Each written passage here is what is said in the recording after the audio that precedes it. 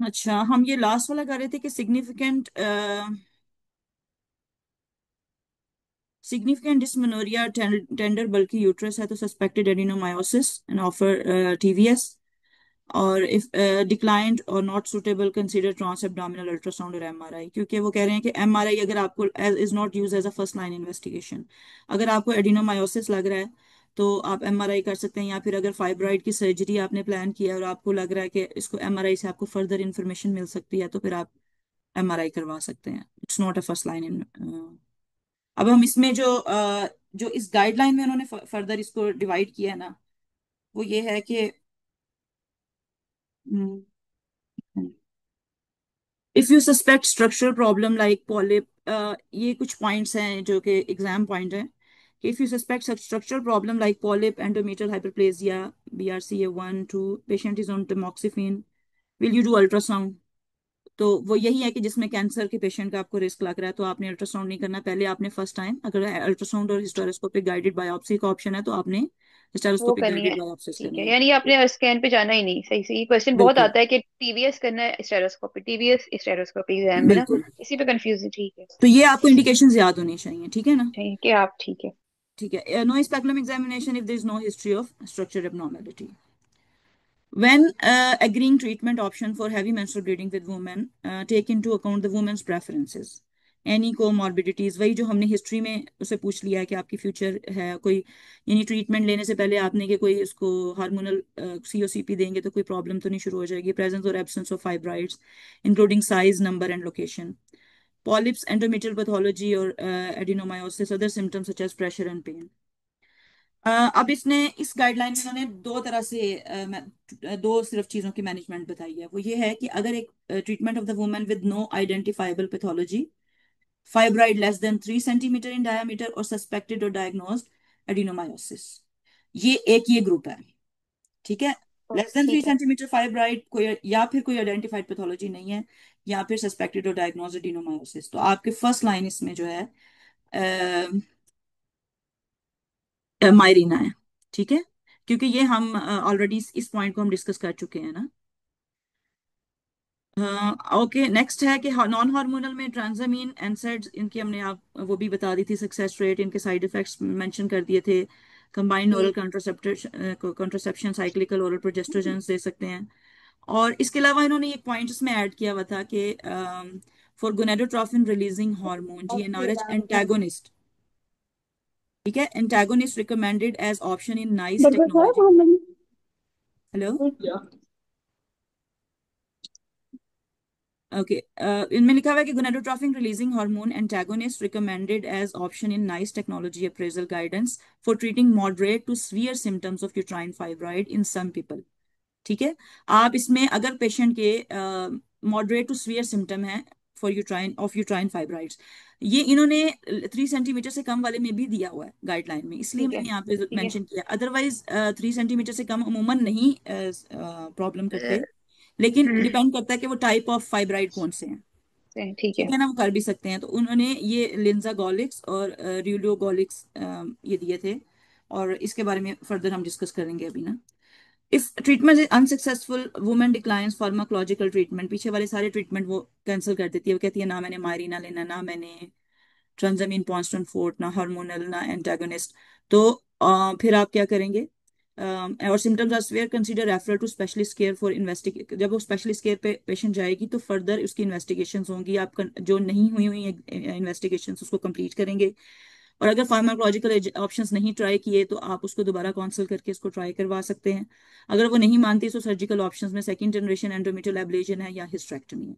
और ये वो पेशेंट है जिसके लेस देन 3 सेंटीमीटर एडिनोमायोसिस और नो पैथोलॉजी वाली है। अच्छा, इसमें ये कुछ क्वेश्चंस थे। उन्होंने पूछा हुआ था कि second generation ablation techniques are less costly than hysterectomy, but hysterectomy provides greater gain in quality of life over the long term. ये ट्रू है या फॉल्स है? ये ट्रू है। ट्रू है बिल्कुल। जी। हिस्टेरोस्कोपी बाकी लोग भी इंटरेक्ट करें। Hysteroscopy should be undertaken post dilatation of the cervix and prior to insertion of ablation device in the uterus to confirm uterine integrity.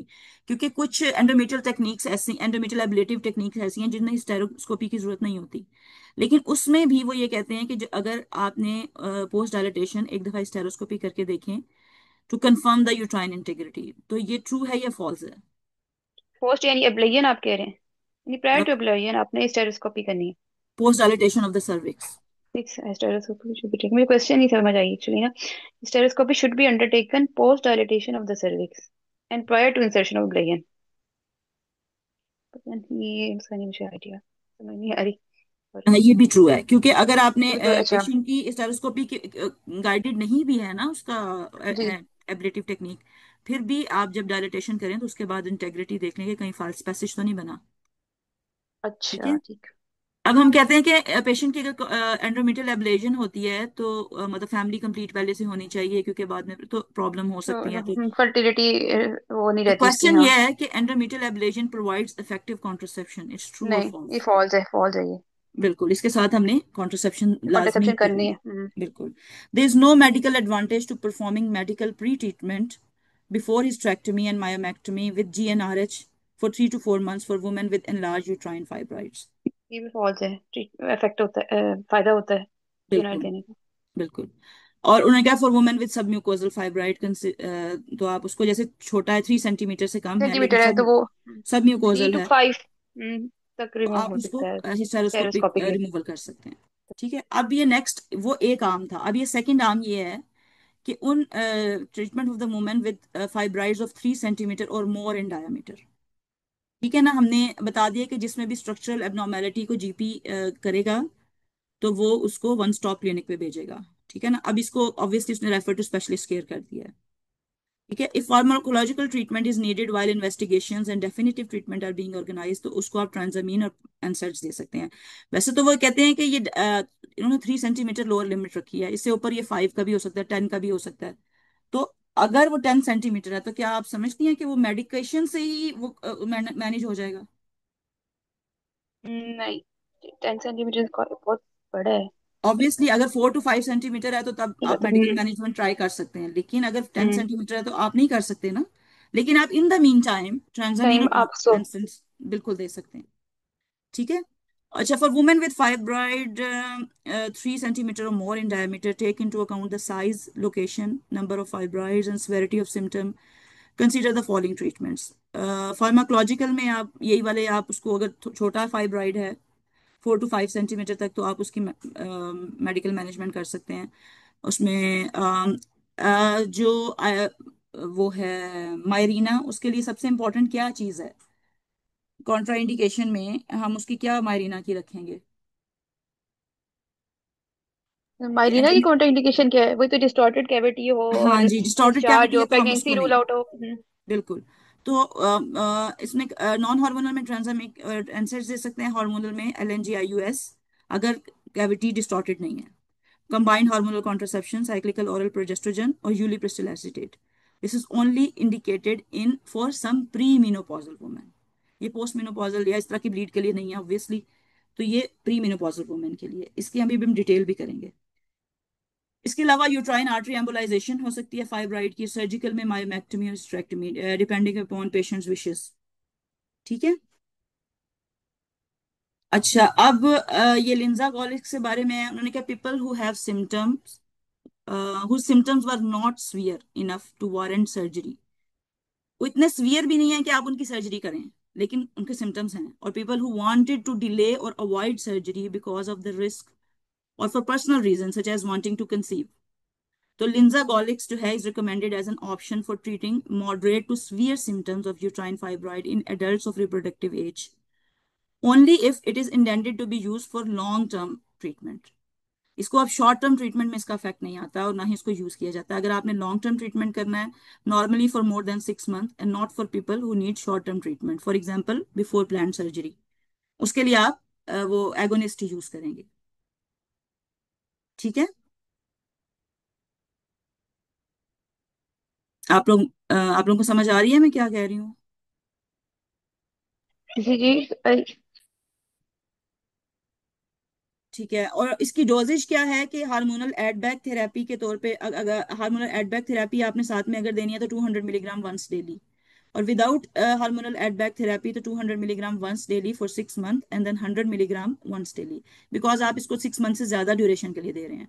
तो अगर आपने एडबैक थेरेपी दिया तो 200 ही देते रहे, लेकिन अगर एडबैक थेरेपी नहीं दी आपने तो 200 milligram once daily for 6 month and then 100 milligram once daily. एक और अब नेक्स्ट ऑप्शन है यूलिप्रिस्टल अम्मा एसीटेट। इसकी कोई लिमिट है कि कितने अर्से तक दे सकते हो? नहीं, इसमें एडबैक थेरेपी। इन्होंने इसकी कोई लिमिट मेंशन नहीं की हुई। इन्होंने बस यही कहा हुआ है कि आप इसको लॉन्ग टर्म ट्रीटमेंट के लिए दे सकते हैं। इसके अच्छा, आगे इन्होंने कुछ मेंशन नहीं किया हुआ। ठीक। जैसे उन्होंने कहा है कि जैसे फॉर एग्जांपल ये वो लोग हैं बेसिकली जो कि पेरी मीनोपॉजल हैं, जी। और जिनके मीनोपॉज में कुछ टाइम है, ठीक है ना, आप वो सर्जरी नहीं करना चाहते, और वो आप ये ड्यूरेशन बस गुजारना चाहते हैं, ठीक है, और या फिर आप ये कि वो कंसीव करना चाहते हैं, अभी आप उसको 6 मंथ या अब आप उसको 1 ईयर के लिए दें, 2 ईयर्स के लिए देंगे, फिर वो कंसीव करेंगे या छोड़ देंगे फिर वो। ठीक है। नेक्स्ट ठीक। नेक्स्ट नेक्स्ट में यूली, ठीक है ना, समझ आ गई है ना आपको, क्वेश्चन आंसर कर दिया मैंने। हाँ बस आगे जी जी। यूलिप्रिस्टल एसीटेट जो है ना, पहले क्लियरली इन्होंने इस पे बैन किया था, लेकिन अब इन्होंने दोबारा इसको 2020 में ओपन किया है, और इसमें है कि only think about ulipristal acetate for the intermittent treatment of moderate to severe symptoms of uterine fibroids in premenopausal women if surgery and uterine artery embolization or fibroids are not suitable। ठीक है ना, ये वो patient है जिसकी medical management से भी ठीक नहीं हो रही, हार्मोन से भी आपकी ठीक नहीं हो रहा, और वो पेशेंट सर्जरी और यूट्राइन आर्टरी एम्बोलाइजेशन कोई ऑप्ट नहीं कर रही या वो करवाना नहीं चाह रही, और for example because the risk of women outweigh the possible benefit, आपके रिस्क ज्यादा आ रहे हैं, बेनिफिट कम है इन सर्जरीज के। Surgery and uterine artery embolisation for fibroids have failed, the women decline surgery and uterine artery embolisation for fibroids. ठीक है ना, women decline करे, आपकी सर्जरी फेल हो जाए या बेनिफिट्स कम है, रिस्क ज्यादा है, तो उसमें आप यूलिप्रिस्टल एसीटेट दे सकते हैं। लेकिन यूलिप्रिस्टल एसीटेट जो है ना, ये सीरियस लीवर इंजरी करती है, लीडिंग टू लीवर फेलियर। इसको जब मार्केट से उठाया गया था इस पर्पस के लिए, तो वो इसलिए किया गया था कि 4 पेशेंट्स में लीवर फेलियर हुए थे और एक पेशेंट को लीवर ट्रांसप्लांट करना पड़ा था। तो ये मतलब छोटा मोटा कोई इसने डैमेज नहीं किया था, अच्छा खासा किया था। तो इसमें आपने बेसिकली अगर पेशेंट के कोई भी लीवर डिजीज है उसको तो आप यूलिप्रिस्टल एसीटेट नहीं देंगे, और पहले आप स्टार्ट करने से पहले लीवर फंक्शन टेस्ट उसके करेंगे, और फिर आप इसका जो कोर्सेज देंगे यूलिप्रिस्टल एसीटेट के, तो अप टू 4 कोर्सेज हम इसको दे सकते हैं, ठीक है ना। तो उसने कहा कि मतलब 3 मंथ्स के 3 मंथ्स ड्यूरेशन के 4 कोर्सेज दे सकते हैं हम उनको। मंथली फॉर फर्स्ट 2 कोर्सेज आप उसके एलएफटीज करेंगे once before each new treatment course when clinically indicated, यानी स्टार्ट करने से पहले, और जो पहले 2 कोर्सेज है ना उनमें हर मंथ आप करेंगे, यानी 6 मंथ तक आपने इसको फर्स्ट 2 कोर्सेज में करना है, ठीक है ना, और उसके बाद आप जब भी नया ट्रीटमेंट शुरू करेंगे उसके बाद करेंगे। If there is no underlying liver injury and the surgery and the uterine artery embolization for fibroid are unsuitable or have failed, consider ulipristal acetate 5 milligram up to 4 courses for premenopausal women with heavy menstrual bleeding and fibroids of 3 centimeter or more in diameter, particularly if the hemoglobin level is 10.2 102 gram per liter or below। अच्छा, इसमें ना आपने इसकी dose को notice करना है कि यूलिप्रिस्टल acetate 5 milligram है, जो कि हम इमरजेंसी कॉन्ट्रासेप्शन के लिए देते हैं, वो 30 मिलीग्राम होती है, और वो सिर्फ 1 डोज होती है। उसका उसकी इतनी कोई कॉन्ट्राइंडिकेशंस नहीं है कि मतलब उसमें एस्थमा और ये चीज़ें हैं, लेकिन इतनी प्रिवेंशन उसके लिए नहीं है जितनी इसके लिए, क्योंकि ये कंटिन्यूस हम इसको लॉन्ग टर्म के लिए यूज कर रहे हैं। Treatment must not be initiated if transaminases, ALT or AST, exceed 2 times the upper limit of normal. If a patient shows signs of symptoms compatible with liver injury, तो अगर during treatment भी sign and symptom आ गए हैं तो आपने उसको फौरन बंद कर देना है, और उसके बाद उसके एलएफटीज रिपीट करने हैं अर्जेंटली। तो वो साइन एंड सिम्टम क्या होंगे? फटीग है, एस्थमा, ये एस्थमा है, और nausea, vomiting, right hypochondrial pain, anorexia and jaundice. Treatment should be stopped और पेशेंट को इन्वेस्टिगेट करें और एलएफटीज उसके करें, और अगर पेशेंट के ट्रांस एएलटी एसटी जो है ना 3 टाइम्स अपर लिमिट से ज्यादा है तो closely monitor the patient. The need for specialist hepatology referral should be considered. क्योंकि ये बहुत सीवियर डैमेज करता है, और मैंने आपको बताया कि इसके लिए ट्रांसप्लांट की भी जरूरत पड़ सकती है। Liver function test should also be perform 2 to 4 weeks after treatment has stopped. If a woman shows sign and symptom of liver failure, stop ulipristal acetate and perform liver function test urgently। तो अब आपको इसकी precaution और इसकी monitoring देख के समझ आ गई होगी कि ये एक इजी ऑप्शन नहीं है, ठीक है ना। इसलिए इसको बीच में इन्होंने बैन भी किया था और फिर दोबारा से इसको ओपन किया है अभी, लिख के। आप अगर आपको समझते हैं कि आप इस कैटेगरी पे पेशेंट पूरे उतर सकते हैं और आप मॉनिटर कर सकते हैं, पेशेंट की कंप्लायंस है, फॉलोअप है, तो आप उसको कर सकते हैं। एला 1 जो हम यूज करते हैं इमरजेंसी कॉन्ट्रासेप्शन के लिए, उसने ella 1 also contains ulipristal acetate in a single dose of 30 mg। No concern has been raised about serious liver injury with ella 1 and there are no changes to its use. Effectiveness of pharmacological treatment for heavy menstrual bleeding may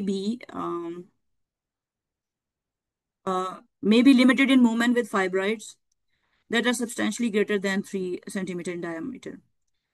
obviously हमने पहले भी discuss किया कि pharmacological treatment अगर बहुत बड़ा है, 4 to 5 centimetre तक, तो हम एक्सपेक्ट कर सकते हैं, लेकिन अगर 10 सेंटीमीटर है या 8 सेंटीमीटर है, तो फार्माकोलॉजिकल ट्रीटमेंट क्या कर लेगा। Prior to scheduling of uterine artery embolization or myomectomy, the woman's uterus and fibroid should be assessed by ultrasound. If further information about fibroid position, size, number, and vascularity is needed, MRI should be considered. Consider second generation endometrial ablation as treatment option for women with heavy menstrual bleeding and a fibroid of 3 centimeter or more in diameter who meet the criteria specified in the manufacturer's instructions। तो इसमें ये होता है कि 10 centimetre से बड़ी uterus ना हो। अगर 10 सेंटीमीटर से बड़ी है तो आप उसको एब्लेशन नहीं करेंगे। इसको हम एंडोमेट्रियल एब्लेशन, मैंने बताया ना कि हम इसको डिटेल से भी करेंगे। If treatment is unsuccessful, consider further investigation to reassess the cause of heavy menstrual bleeding. क्योंकि अगर ये भी हो सकता है कि आपका मल्टीपल कॉजेज हो, एक दो कॉजेज हो, एक ठीक हो गया दूसरा नहीं ठीक हुआ, तो आप उसको रीअसेस करें, taking into account the result of previous investigations and offer alternative treatment with the choice of the option described in recommendation. Pre-treatment with gonadotropin releasing hormone analog before hysterectomy and myomectomy should be considered if uterine fibroids are causing an enlarged or distorted uterus। इसको भी हम discuss कर चुके हैं कि अगर हम उसको दे सकते हैं, लेकिन उसके बेनिफिट्स, प्रोज एंड कॉन्स हैं कि वो एक तो इंसिजन छोटा होगा, लेकिन प्लेन ऑफ सर्जरी जो है वो इतनी अच्छी नहीं होगी, plane of dissection. Dilatation and curettage do not offer DNC as a treatment option for heavy menstrual bleeding. If dilatation is needed for non-hysteroscopic endometrial ablation, confirm there is no evidence of uterine perforation or false passage. Use hysteroscopy before inserting the ablation device। ये वही जो मैंने question पूछा था, to establish the condition of the uterus। Ultrasound may be used to ensure correct uterine placement of the ablation device। If the device uses balloon, keep this inflated during the ultrasound scan। फिर von विलिब्रेंड disease, इसके बारे में हमने बताया था कि एक ये भी कॉज है। उसमें पेशेंट की एक स्पेसिफिक हिस्ट्री होगी कि उसको एडोलिसेंट मेनोरेजिया है, स्टार्ट ऑफ द मेनार्की से है, ब्लीडिंग हिस्ट्री है फैमिली की, उसकी कोई प्रीवियस सर्जरी हुई हो अगर, तो उसमें बहुत ज़्यादा अनएक्सपेक्टेड ब्लीडिंग है। और अगर वो पहले कोई फर्ज करें वो उसकी प्रेगनेंसी थी, डिलीवरी थी, तो उसमें पीपीएच के साइन होंगे, या पेशेंट को 1 to 2 times उसकी ब्रूजिंग की हिस्ट्री है पर मंथ, या फिर उसकी एपिस्टेक्सिस की है, गम ब्लीडिंग की हिस्ट्री है, तो वॉन विलिब्रेंड फैक्टर आप उसको चेक करेंगे। ये कॉमन कॉज ऑफ मेनोरेजिया है। Management should be COC to increase fibrinogen, prothrombin, factor 7, factor 8 and von Willebrand factor. Other management options include Mirena, intrauterine system, or endometrial ablation if the woman family is complete। Desmopressin acetate and von Willebrand factor replacement may be required अगर उनकी कमी है तो। और अगर वो सब ठीक है तो फिर आप इसको गायनेकोलॉजिकल मैनेजमेंट ही करेंगे। ये वही पॉइंट है जो मैंने पहले मेंशन कर दिए कि 16 to 60 years तक भी हो तो लेडी, तो आपने मायरीना करना है। और contraindications are polyps and fibroid more than 3 centimeter। If woman is not sexually active, will you give Mirena? तो इसका आंसर ये है Yes। कि हाँ जी, आप देंगे। अच्छा, और इसमें मैंने कुछ क्वेश्चंस ऐड किए थे मेरे ख्याल में अभी। अच्छा, इसके अलावा जो ये जो सारे प्रोसीजर्स हैं इनको हम डिटेल से भी करेंगे, जिसमें ये मायरीना के बारे में हमें पता है कि अगर कोई फाइब्राइड लेस देन 3 सेंटीमीटर हो और कोई स्ट्रक्चर एबनॉर्मेलिटी ना हो, तो हम उसमें मारीना दे सकते हैं, और वो 52 मिलीग्राम होती है उसमें प्रोजेस्ट्रॉन। डेली रिलीज उसकी 20 माइक्रोग्राम पर डे होती है, और सक्सेस रेट मोर देन 95%। इसके अदर बेनिफिट्स में कॉन्ट्रासेप्शन है, और डिस्मेनोरिया का ट्रीटमेंट भी उन्होंने इसमें है, और एडिनोमायोसिस के ट्रीटमेंट में भी यूज होती है। और इसको जो टमोक्सिफिन ले रहे होते हैं पेशेंट, उनको प्रोफाइलैक्टिकली भी दी जाती है। इससे रिलेटेड जो हमने आज डिस्कस किया है, इससे रिलेटेड अगर आपके लिए कोई आपके पास कोई क्वेश्चंस हैं तो आप बताएं, हम सब मिलकर इसको सॉल्व करते हैं।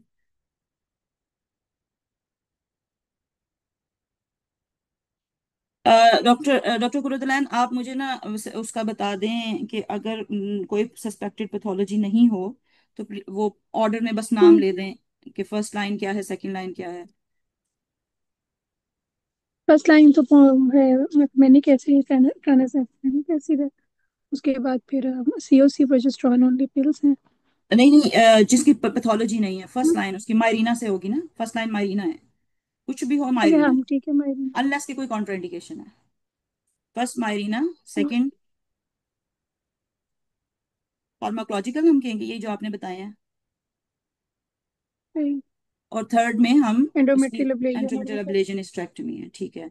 और अगर उसका 3 सेंटीमीटर फाइब्राइड से बड़ा है उसका, तो फिर हम क्या करेंगे?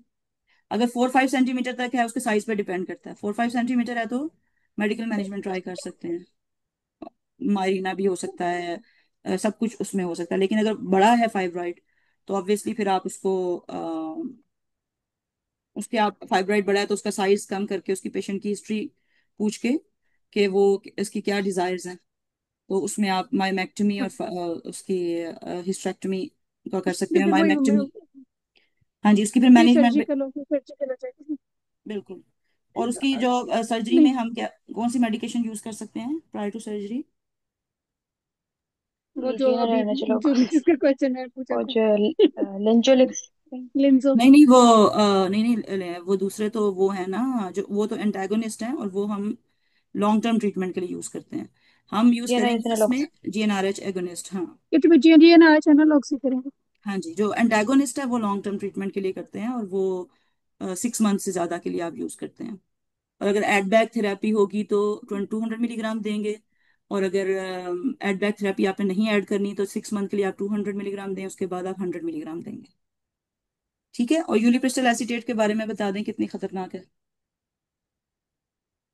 लीवर इंजरी करता है। हाँ, और और अगर ALT लेवल्स 2 टाइम से ज्यादा 5 एक्सीड हुए मिलीग्राम में करता है। ऑन 2 रीडिंग्स, तो आपने नहीं देने। टू कंट्राइंडिकेशन है। टाइम्स टू टाइम्स 2 रीडिंग्स नहीं, 2 टाइम्स। अच्छा 2 टाइम्स ठीक। मोर और देन द नॉर्मल वैल्यू। ठीक है, आपने उसे इसकी मॉनिटरिंग कैसे है? एक पहले देनी चेक करना है, फिर कैसे चेक पहले करना है? ट्रीटमेंट से पहले करना है। फिर मंथली, पर फर्स्ट 2 साइकिल में फिर मंथली चेक करना है, और उसके बाद हर साइकिल शुरू करने से पहले। और साथ साथ पेशेंट को बताना है कि कोई आपकी जो रेड फ्लैग साइन क्या है। तो अगर पेशेंट को के कलर उसकी उसकी आंखों का कलर चेंज हो रहा है, यूरिन कलर चेंज हो रहा है, या उसको बहुत ज्यादा राइट हाइपोकॉन्ड्रियल पेन हो रही है, तो वो फौरन रिपोर्ट करे, और फिर आप उसके फौरन LFTs चेक करेंगे। तो अगर उसके LFTs खराब हैं तो आप उसको बंद कर देंगे, और अगर वो 3 टाइम्स नॉर्मल है तो आप उसको भेजेंगे, हेपेटोलॉजी रेफरल करेंगे उसका। ठीक है। और ये कितने साइकिल्स तक दे सकते हैं? यूलिप्रिस्टल एसीटेट उन्होंने 4 साइकिल लिखे हुए हैं ना उसके, 3 3 मंथ्स के। जी 5 मिलीग्राम। हम्म। और यूलिप्रिस्टल एसीटेट से जो साइज कम होता है ना, वो दोबारा बंद करने से बढ़ता नहीं है। हाँ ये मैंने, हाँ जो जी। GnRH है उसके बाद जो हम ये स्टॉप करते नारे हैं। से होता है। हाँ जी। और इस ये जो सारी हमने यूलिप्रिस्टल एसीटेट की तारीफ की है, ये उसकी उसमें नहीं आती अगर हम इसको इमरजेंसी कॉन्ट्रासेप्शन के लिए यूज करें तो।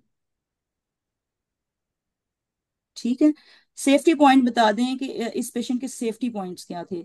सेफ्टी क्वेश्चन जो कि इतने डायरेक्टली आपको इंपॉर्टेंट नहीं लगते, लेकिन अगर आप ये ना पूछें तो आपका पार्ट 3 में आप फेल हो सकते हैं, पूरा केस करने के पैप बाद भी। स्मीयर कॉन्ट्रासेप्शन STDs बिल्कुल। Pregnancy partner pap screening. Partner बिल्कुल स्क्रीनिंग। ऐसे ही है। चलिए ठीक है, इंशाल्लाह फिर नेक्स्ट नेक्स्ट वीक में करेंगे। क्योंकि कल कुछ गेस्ट हैं, तो इसलिए मैं इंशाल्लाह नेक्स्ट वीक में करूंगी। ठीक है। ठीक है, इंशाल्लाह टॉपिक बता दीजिएगा, फिर हम टॉपिक। जी जी, मैं आपको टॉपिक जल्दी बता दूँ। ओके, चलिए, अल्लाह हाफिज। जज़ाकल्लाह खैर, थैंक यू, अल्लाह हाफिज़, thank good you so night. Much.